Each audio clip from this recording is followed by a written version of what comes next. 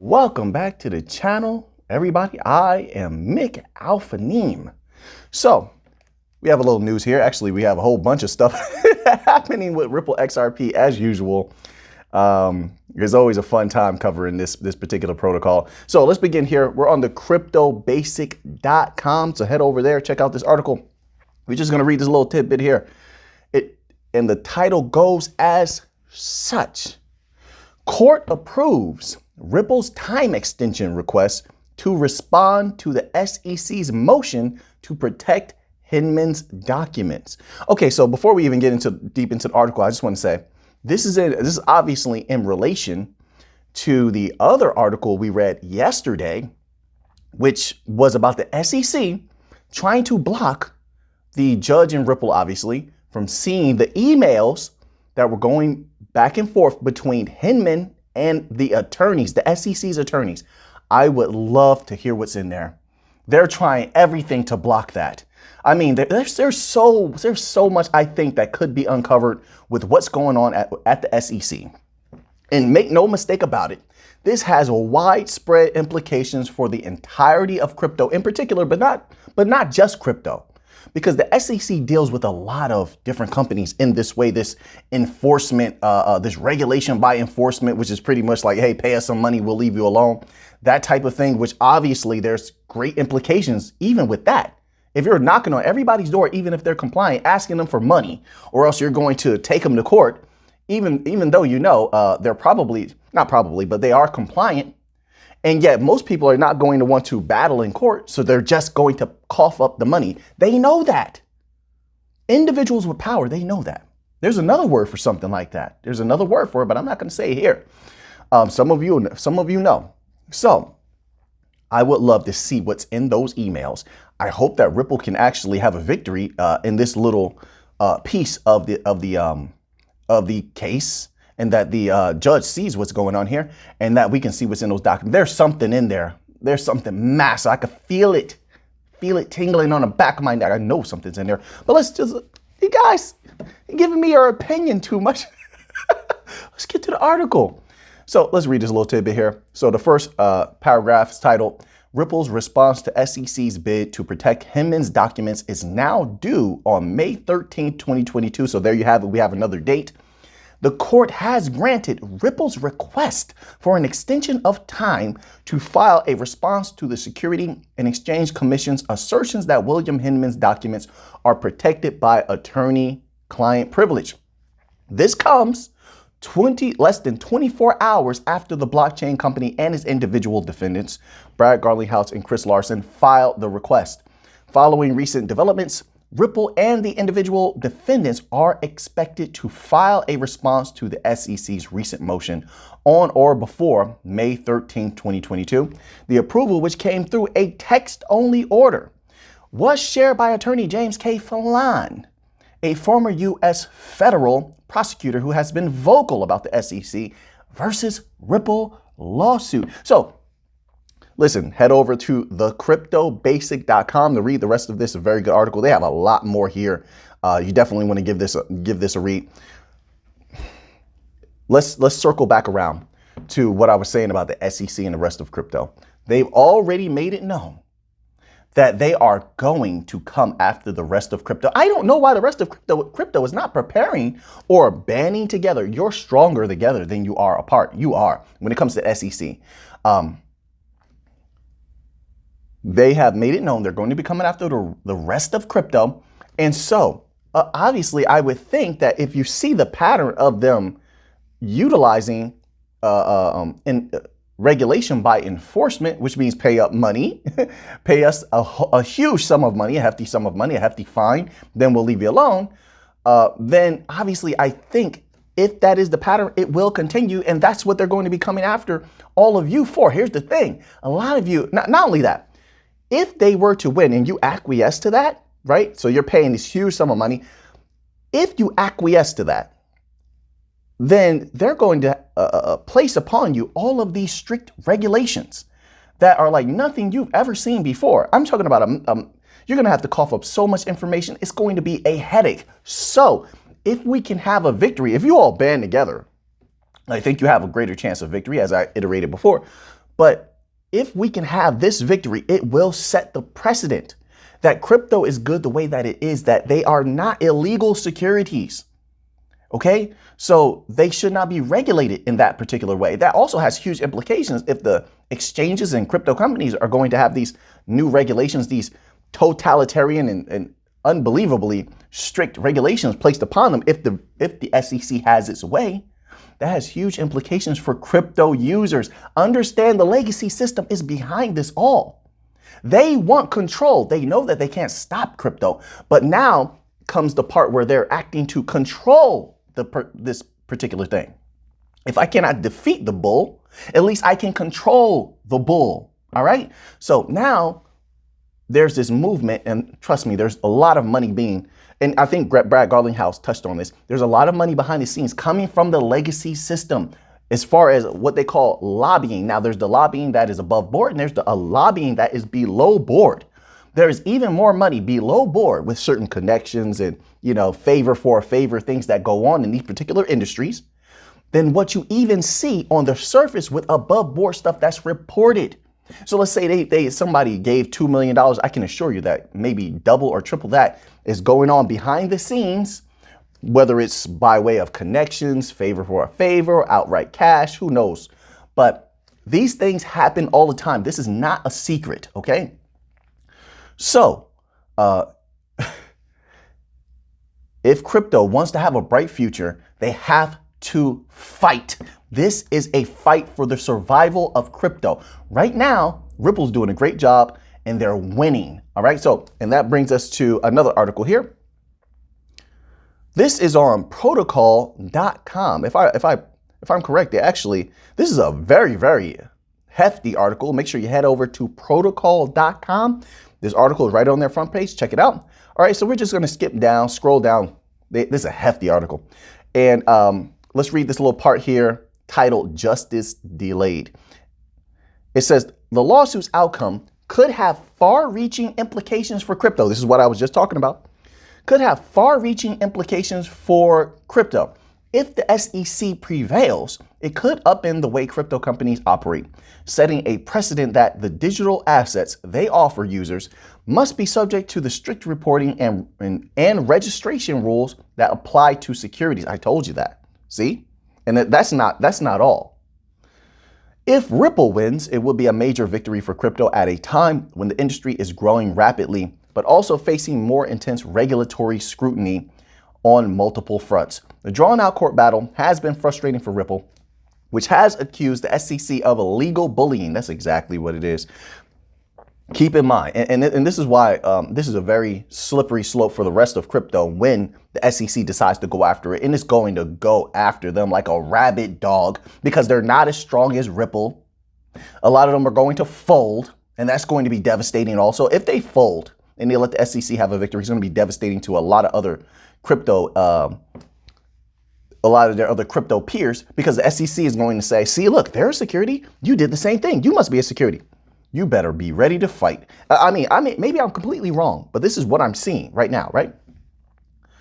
So it says if Ripple wins, it will be a major victory for crypto at a time when the industry. Okay, so we read that part. The drawn out court battle has been frustrating for Ripple, which has accused the SEC of legal bullying and delaying tactics. Alderati suggested Ripple had no choice but to agree to the extended schedule. This is important. To those asking if this is a joint filing, yes, it is, he said. But based on the SEC's track record, remember I told you patterns, track records are important. It tells you based on deductive reasoning what someone's going to do.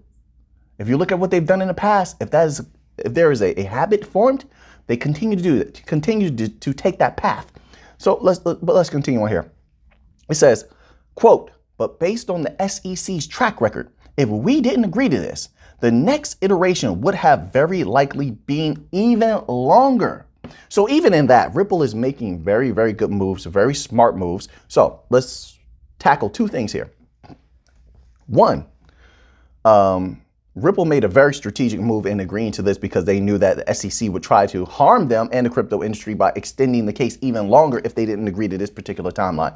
That is so horrible. Like the SEC, I don't know. It just leaves a bad taste in my mouth anytime I have to discuss topics with them in it. think about them. They are a terrible, terrible thing. In my humble opinion, it's just my humble opinion.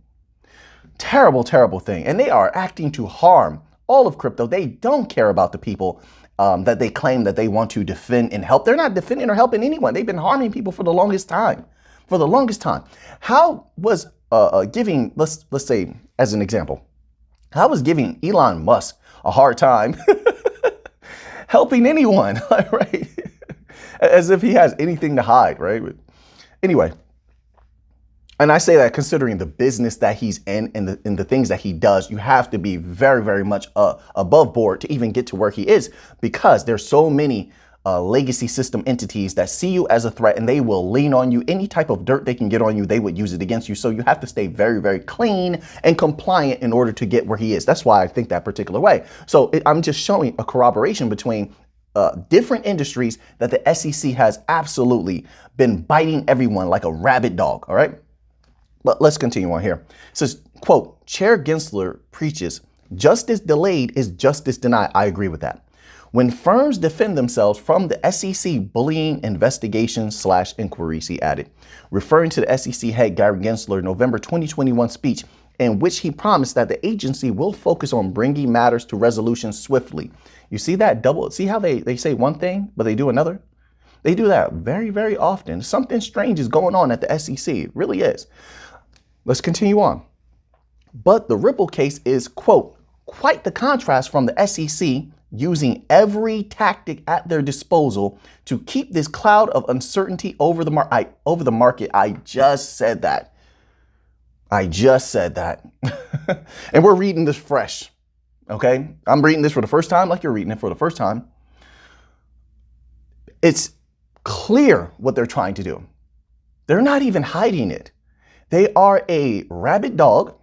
I like to say that. Like, I think about like Cujo. You ever seen that movie? Oh man, I'm showing my age now, right? You ever see that movie Cujo, where the dog was bitten by something? I can't remember what. And so the dog comes down with rabies. That's what you call a rabid dog, right? I know a lot of you are like, we know that, Alphany, but there might be some people that don't know that. The dog contracted rabies, and this dog snapped. I mean, this dog went nuts.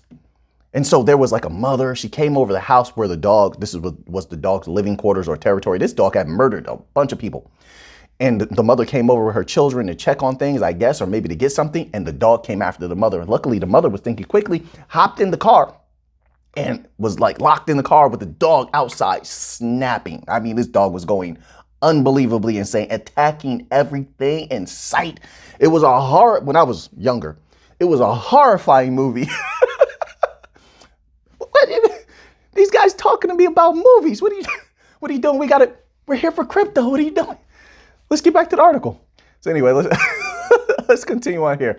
I'm sorry. I would have too much fun talking to you guys about movies. Let's go. It says the SEC, quote, does not comment beyond public filings, a spokesperson told Protocol. Okay, so they're trying to, look, the legacy system and the SEC being a part of it, they want to slow down crypto as much as possible because they see what's happening. If they were to let Ripple just run free, Ripple would dominate the financial system. Dominate. They will become dependent on Ripple because there is no equivalent right now. There's no other large liquidity provider that's outside of the legacy system, right? That you can have independent negotiations with and independent partnerships with. And when I say independent, I mean, they're not leaned on by anybody right now. Like crypto is free right now. The bank coins are free right now. Apparently, there's no legacy members that can lean on them. This is why they've been building corridors everywhere that they have and have been invited with handshakes and smiles to all these different corridors. They're seen as a sort of free agent right now. So they would dominate because all of the businesses, have you seen, economies are doing horrible right now. The monetary system is doing terrible. The banks are doing terrible. Everything is in a dire state right now. So more businesses would love to use something like XRP, XLM, Algorand, which just did something major, by the way, major. They would love to use something like that. And so they would dominate. The bank coins family, Ripple, Algorand, Stellar would grab up a lot of power. Cello and Hedera are in there also. They would grab up so much power that they would then become unstoppable and they would be undeniable. And at some point, the legacy system would not be able to go after them like they are doing now. This is why there is a big push to slow them down, to sort of put the brakes on crypto. This is why I said it's not just Ripple's fight. It's all of crypto's fight, including holders of cryptocurrency. This is why I have always said I think people should be calling their congressmen, calling their senators. We should be letting them know what we want. They work for us. Do you understand? So you have to let it be known, hey, we want this technology to flourish.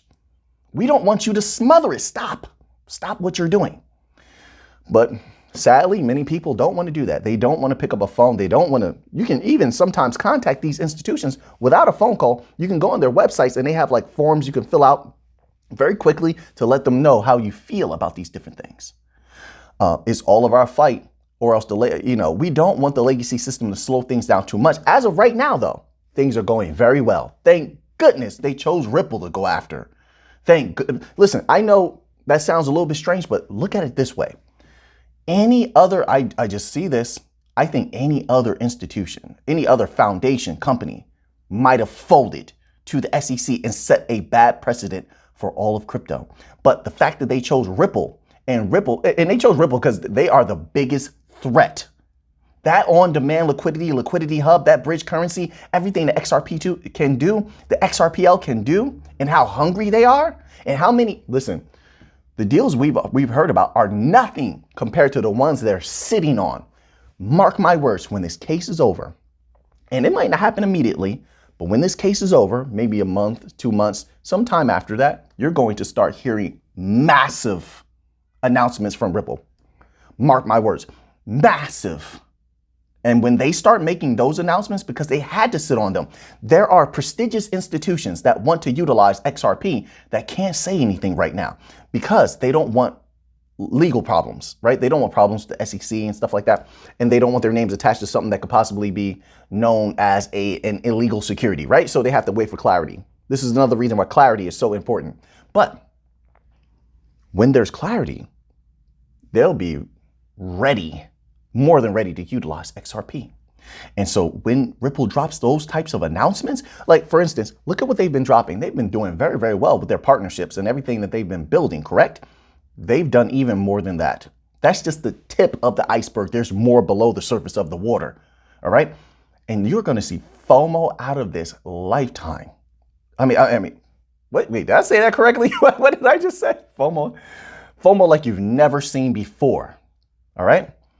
So we have one more article. All right. This one is a little quick one here. I don't want to keep you guys here for too long. All right. I appreciate you being here and watching the videos. Greatly appreciate every single one of you out there. All right. So this is on zcrypto.com, zycrypto.com. Make sure you go over there, check them out.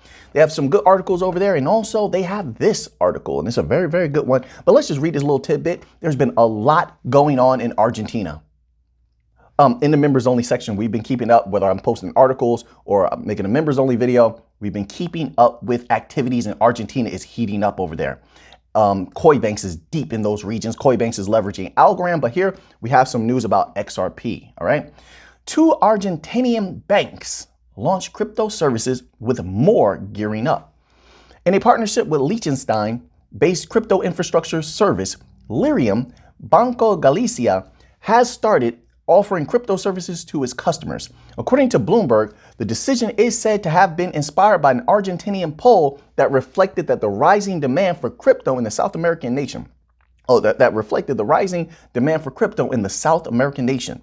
60% of the individuals who took part in the poll have asked for more access to the developing market. Argentina is going to explode. The Argentinian banking giant will offer its over 7 million customers access to only Bitcoin, Ethereum, XRP, and USDC. I wonder who's going to provide the liquidity for that USDC. This is huge. This is very good progress, and there is a lot happening in Argentina, but I won't say any more than that. Because we may be covering some more of those things in the members only section coming up very soon. So now that you have that information, what are you going to do with it? I know what I'm going to do with it. So until next time, let's get to the money.